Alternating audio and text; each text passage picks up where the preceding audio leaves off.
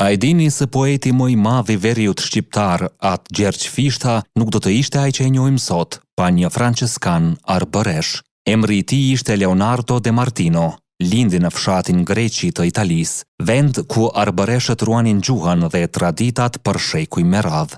Por sapo u bë prift, ai la Italinë dhe u nis drejt Shkodrës, drejt rojeve të parëve. Për 16 vjet ai punoi në katundet shqiptare. Hapi shkolla, mbrojti gjuhën shqipe, dha mësim tek vajzat dhe djemt kur askush nuk guxonte, dhe rriti një brez poetësh që do ta ndryshonin historinë tonë. Ishte pikërisht ai që mori një fëmijë të varfër, Zef Ndokën, dhe shndroi në poetin kolosal, atë Gjergj Fishtën. Ai dha mësime edhe Filip Shirokës dhe Ndre Mjedës, edhe birit të Bib Dod Pashës. Shkroi poezi, përktheu kryevepra dhe në vitin 1882 botoi librin E harruar, Luani i Shqipërisë, kushtuar Skënderbeut. Por ndoshta gjesti i tij më prekës është ky.